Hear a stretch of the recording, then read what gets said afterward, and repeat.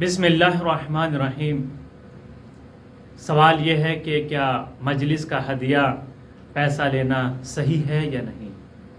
مجالس کا ہدیہ لینے میں کوئی حرج نہیں ہے، اور ہدیہ وہاں دیا جاتا ہے جہاں انسان کی تعظیم اور تکریم اور اس کو اہمیت دی جاتی ہو، تو خوشحال ہونے کے بعد ایک اچھا ہدیہ اس کی خدمت میں پیش کیا جاتا ہے۔ لیکن جو بعض افراد یہ کہتے تاجر خون حسین ہیں، یہ غلط ہے، یہ تجارت نہیں ہے۔ اگر آپ اس کو تجارت کہہ رہے ہیں، جو تبرک کے پیسہ دیا جا رہا ہے، کیا وہ تجارت نہیں ہے؟ جو مائک لاؤڈ سپیکر لگایا جا رہا ہے، خریدا جا رہا ہے، وہ تجارت نہیں ہے؟ جو فرش امام حسین بچھایا جا رہا ہے اور کرائے پر لایا جا رہا ہے، وہ تجارت نہیں ہے؟ تبرک جو مجلس میں تقسیم کیا جا رہا ہے، کیا وہ تجارت نہیں ہے؟ اگر آپ ایک ذاکرین کو جو ہدیہ دے رہے ہیں اس کو تجارت کہیں گے، تو پھر دوسری چیزوں کو کیا کہیں گے؟ کیا وہ تجارت نہیں ہے؟ تجارت میں شمار نہیں ہوں گی؟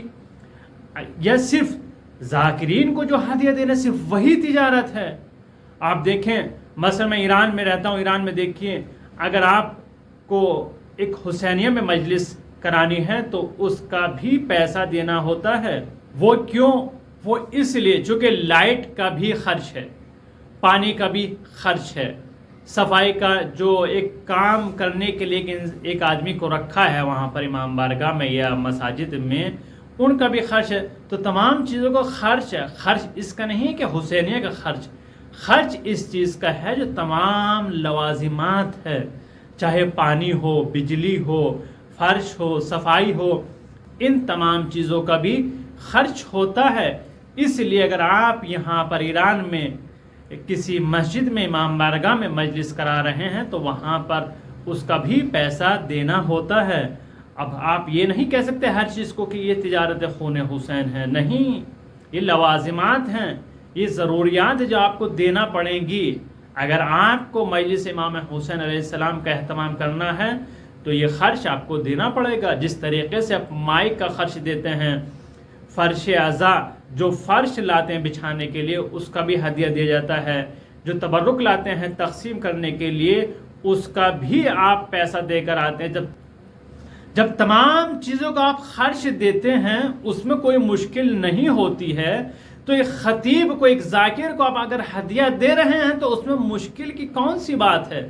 جبکہ روایات موجود ہیں، ائمہ کی سیرت موجود ہیں، وہ شعراء کو اور مداحوں کو کس طریقے سے ہدیہ تقدیم کیا کرتے تھے۔ بہار الانوار جس میں امام صادق اور امام موسیٰ کاظم میں دیگر ائمہ کی زندگی بیان کی گئی ہے، وہاں پر آپ اس کا مطالعہ کر سکتے ہیں۔ تو وہاں پر کوئی حرج نہیں ہے، آپ ذاکروں کو ہدیہ دے رہے ہیں، لیکن ان کی شان کے مطابق آپ ہدیہ دیں۔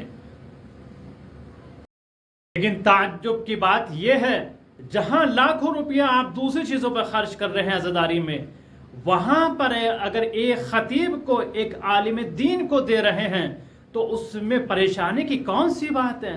آپ ذکر امام حسین علیہ السلام کرنے والے کو دے رہے ہیں، ہدیہ تقدیم کر رہے ہیں، اس میں اتنے سوال کیوں؟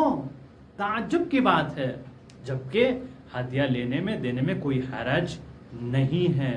اور مشکل یہ بھی آپ ہی کی ہے، شہرت یافتہ ذاکر علماء کو بلاتے ہیں تاکہ آپ کا نام ہو، ریا صرف، اور کچھ نہیں ہے اس میں۔